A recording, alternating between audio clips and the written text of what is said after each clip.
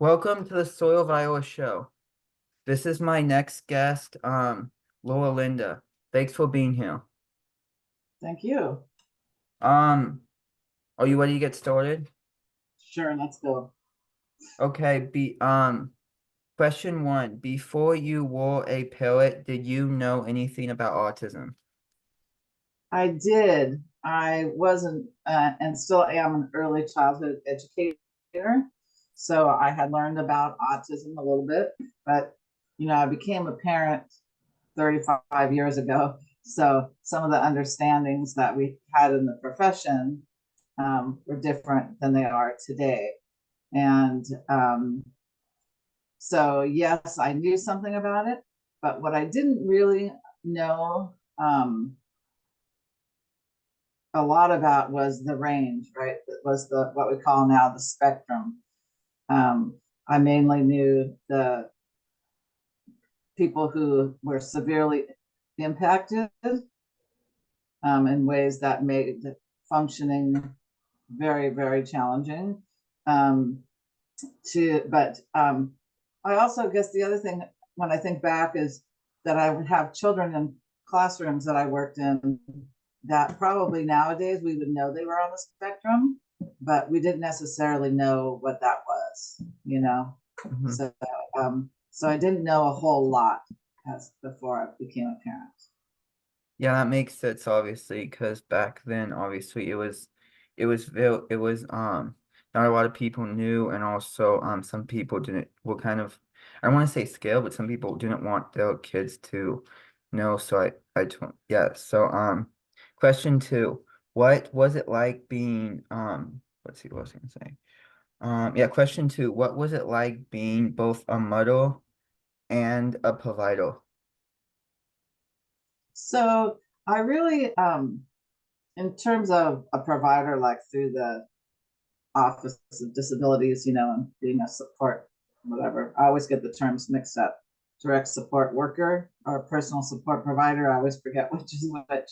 But anyway, I was not both of those until the pandemic. Because when the pandemic came, then my son didn't get any services, right? Because we all were at home.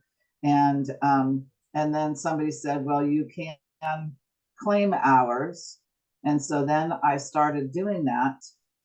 And ever since then, I mean, even when that first began, my priority was always for my son to be served by people other than myself because he's an adult and he has been an adult since he started getting these support services.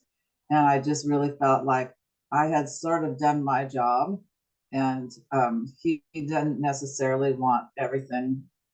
You know, at some point when you get to be an adult, you're not so willing for your parents to teach you, right? Mhm. And you're ready to expand and go out into the community. And so, even though I do claim hours now, I always prefer for his hours to be utilized by other professionals rather than myself. Did that I answer the guess, question? sorry. Yeah. Okay. It, Well, I guess the other thing is that sometimes it's a little tricky. He might say things to me like, well, you got to do this because you're my provider. You claim some hours. And it's sort of a joke. And I'm like, no, that's not, I don't do your laundry for Mhm. you just because I'm going to claim hours, but he sort of messes around. You know him. So, you can imagine he might tease me and try to provoke me a little bit. So what would you tell people out there, I guess, who who are who are new to the who are new to the industry when it comes to or I guess new to being piloting in general, and they might and they, no and they or they might find out that their kid is like diagnosed. What kind of tips would you give them early on? Early on, is that what you Mm-hmm. said? The last thing you said? Okay. Mm-hmm. Um, I guess one of the first things that I usually try to help people think about is that um, labels are only helpful if it helps you access services, right?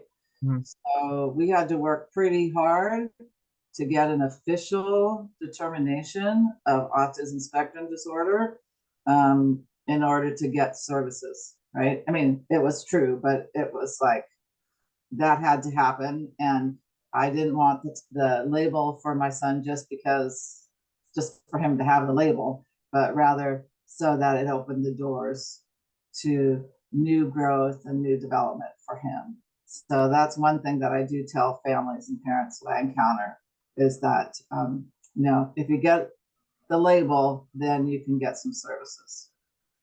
So I say that. And also, I think that so much, we're learning so much, both I'm learning so much as a parent, but also as a professional about what is helpful for people on the spectrum.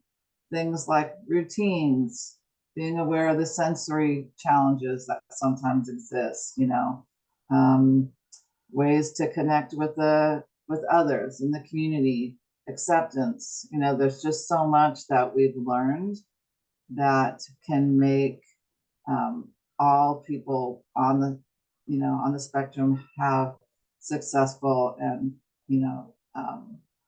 enjoyable lives.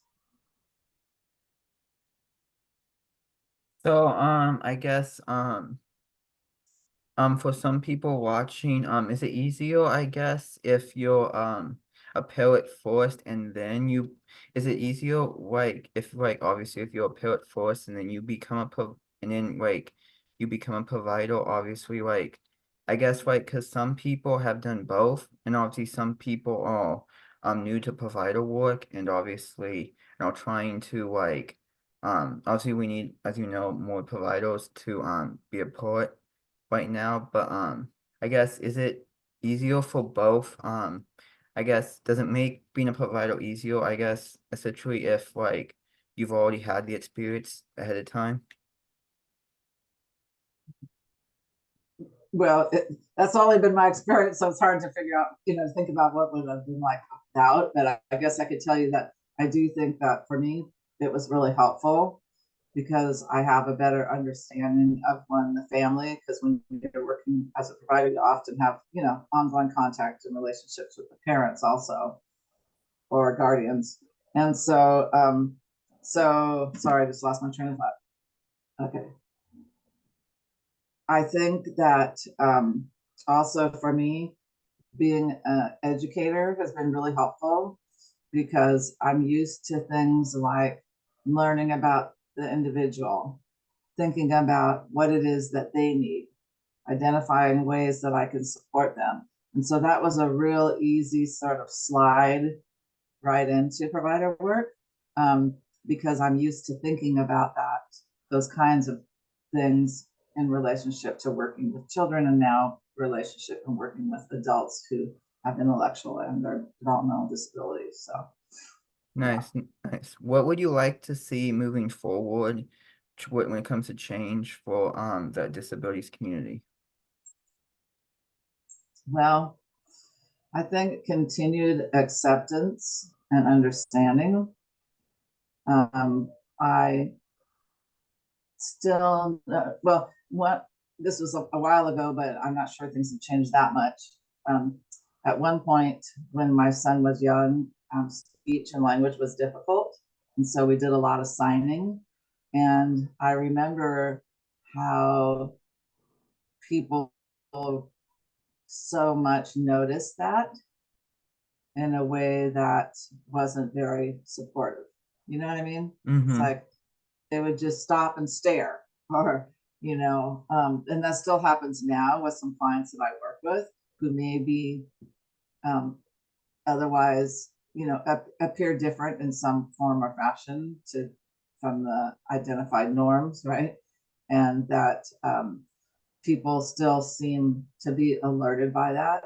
Children are curious, so children can ask questions and you could say, yep, everybody's different or we're all unique and everybody's special or whatever to them. But I think adults still have a hard time when they see or feel or hear somebody acting differently. So that's one thing I'd like to see change. Um, the other is I think that I just really like being a provider. So I don't know if I said this, but I do provide services for other people, not just my son. Um, and I find it just so rewarding and it's fun. And, you know, it's everybody I've worked with is active and wants to be out in the community. So I enjoy my time with the clients. And so I would really hope that more people would see this as a possible career path. That's awesome. Yeah, yeah, helping out, doing obviously what you love too. That's awesome. I guess what was it like being obviously because you said you were a teacher too on sort of in special education. What was that like? Well, I worked with in early childhood, so like children birth to 5, and I've never actually been like a special ed specialist, but I've worked with many children who have different needs. Um, and I have always found it rewarding and challenging and at times frustrating when you see, you know, if they don't get the services they need. Um, so I always really enjoyed um, working with all children, and especially those who might have some kind of different needs. Nice, nice. See, do you have any questions for me? Hmm. Well, I guess if you could, unless if you don't want to answer, that's okay too. What has it been like for you to have both providers who are quote unquote professionals, and then also, I don't know if your parents also are providers or not, but how have you done sort of that little dance? So so the dance, so personally for me, I started I went from high school to transition program, and then after that is when at the time my old teacher knew Mark Roder, Mm, and that's kind of what got me into, and my mom signed up for the state, and we took us some time. And then I found my first provider, and then in 2017, I believe it was. And so then in 2017, I found my first provider. It was my last year of transition, and we worked kind of really good together. And then I started like gaining sort of more providers just because I was a nice client to work with. And so but for me personally, the so transition from it wasn't now, hard to find providers since you were a nice client to work with. yeah. But some of the people, but it was a kind of a to now and then, because my mom, like during the pandemic, was kind of hard because, like I said, my provider left, and then my I was working with a newer provider, and then he had to leave due to the pandemic, and so it was kind of very difficult because it was like, okay, I'm so used to having my routine in place. I'm so used to doing sort of going. So personally, me, I like to be working. That helps my because I'm very routine, and so as my brain work, if it goes 100 miles an hour during the pandemic, I was kind of stuck at home, not being able to do anything. And so my mom was kind of same thing, was kind of like, hey, like, what do I? Because she's used to, what do I do basically? And I believe that's when they were like, hey, you can take hours too, and just step in, and you can be the provider. And then she did that for I think it's like 2 to 3 years after, and then I think it was like 2022 when she was like, you know, I'm gonna give my hours up. He needs to actually work with providers, people that he's going to, not just me because I feel like I'm holding him back kind of because he's just listening to me, but when he goes out in public, I would just call my mom, and I would just like when stuff happened, I was it like even when I was with providers, and so they were just like, well, she was like kind of like he kind of needs to like listen to them more. And so she gave up all her hours back to them, and then it was just, and that's, yeah. Mm, thank you. Mm. And then I guess what the other question I have is what role providers have played in your life? You said a little bit. Oh, providers have played a massive role. Like honestly, I live on my own now, and that wouldn't have happened if it wasn't for one of my providers in during the pandemic. Had they came into my house when I was living with my parents and helped me cook and clean and showed my parents I could do that.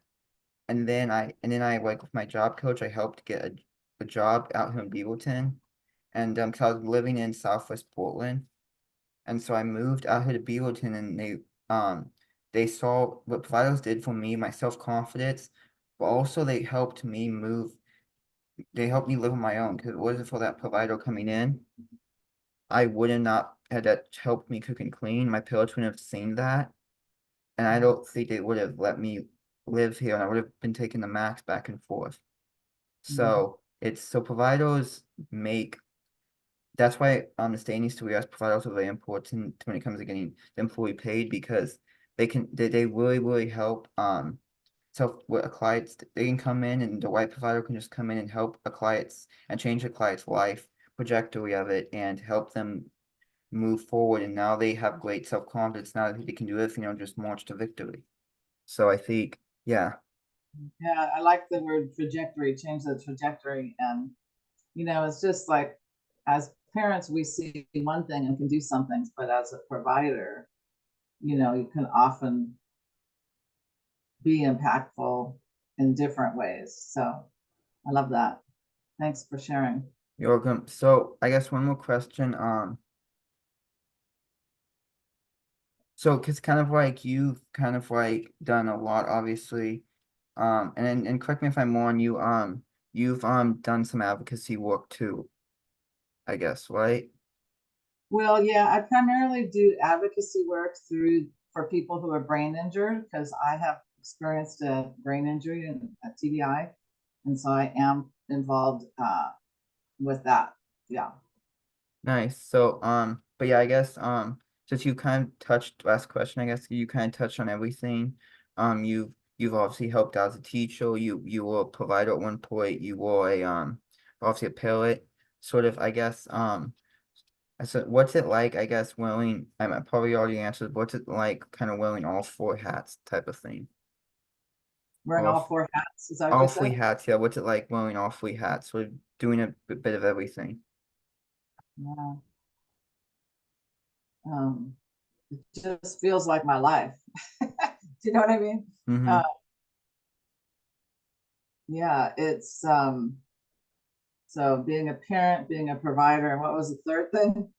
And being kind of a, not, obviously you said you didn't directly work in special ed, but you were a teacher to a Mhm. degree, so. Yeah. Yeah, well, I think all of those things are really core parts of my identity. Is myself as a teacher, myself as a parent, and now, the last numbers of years, myself as a provider.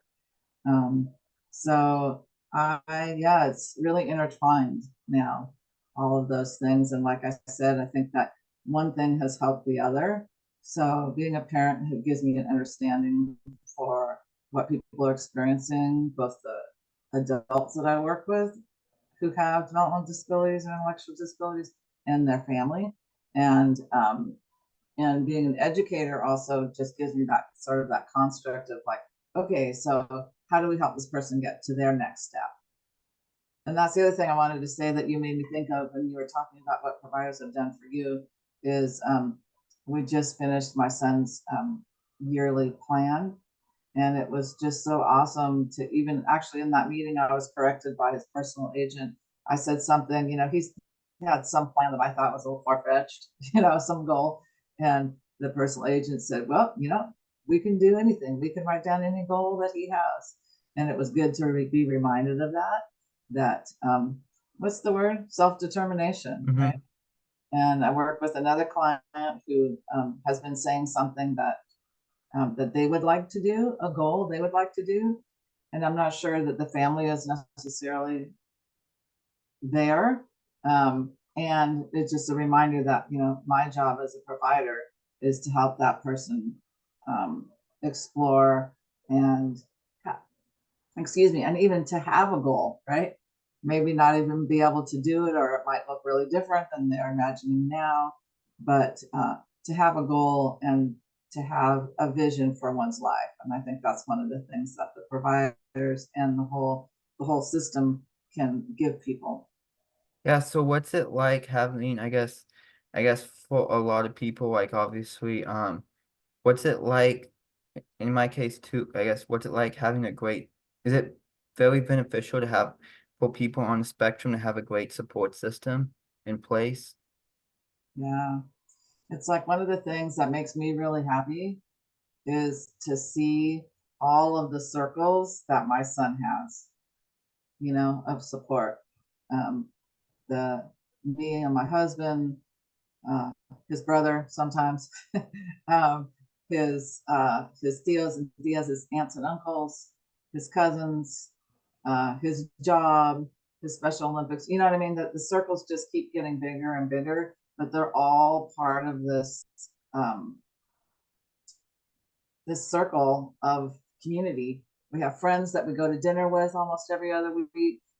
So he's met a lot of people through that who love him and see him as he is. So did that answer your question? Sorry. Yeah, Sorry no, for you did fine. That was awesome. Yeah. Um, yeah, thank you so much for agreeing to be interviewed today. Um, on part of the show. And thank you for everything you said and keep fighting the good fight. well, thank you, Sawyer. Thanks for You're asking. welcome. Thank you so Appreciate much. it. Okay, we'll see you soon. See you soon. Bye. Okay.